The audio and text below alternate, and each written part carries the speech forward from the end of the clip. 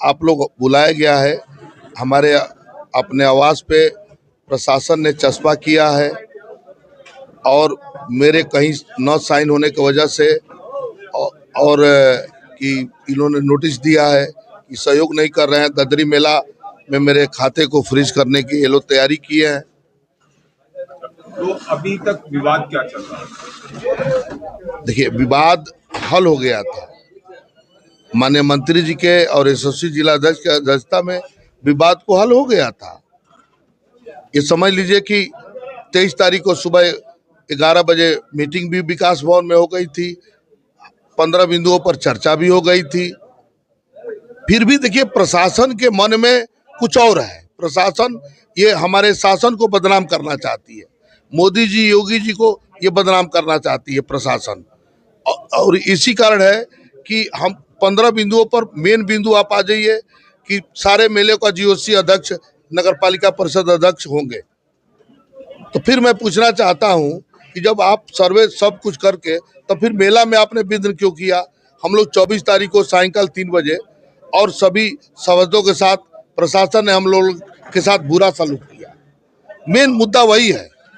आप अपने हमको मालिक बना दिए और हमसे साथ जो है बदतमीजी की गई। हमारे सारे नापे हुए झंडे उखाड़ दिए गए, सारे चूना लगाए हुए हमारे जेईई के साथ। अब हद तो तब हो गई जब अधिशासी अधिकारी मेरे बुलाने पर गया नहीं। जब ये लोग सीआरओ और सिटी मजिस्ट्रेट और तहसीलदार बंधु सब अधिकारी सब पहुंचे तो हमारे ईओ साहब भी पहुंच गए उस समय, और ये लोग हद कर दिए। मेरे बनाए हुए रास्ते को इन्होंने छत बिछत कर दिया।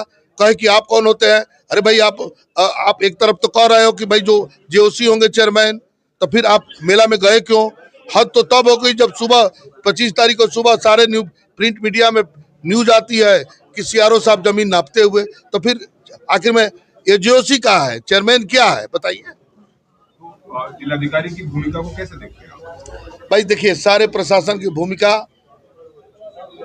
को मैं कह रहा हूं कि कहीं से भूमिका ये प्रशासन को बदनाम कर, ये हमारे योगी और मोदी जी के सरकार को बदनाम कर रही है।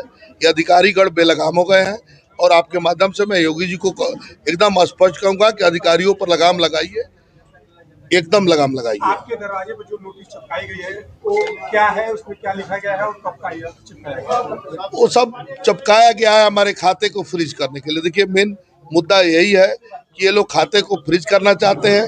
एक चुनी हुई 28 साल बाद एक नगर पालिका अध्यक्ष के अधिकारों का हनन कर रही है।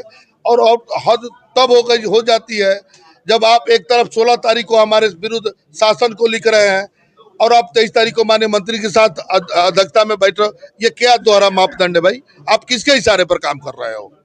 आप ये तो प्रशासन बताएगी ना कि अधीर शक्तियां क्यों बदनाम कर रही है हमारे भाजपा के शासन को, योगी जी के शासन को। 16 तारीख को जारी की गई थी, इस बात में आपको जानकारी थी या नहीं? हमको जानकारी बाद में हुई है।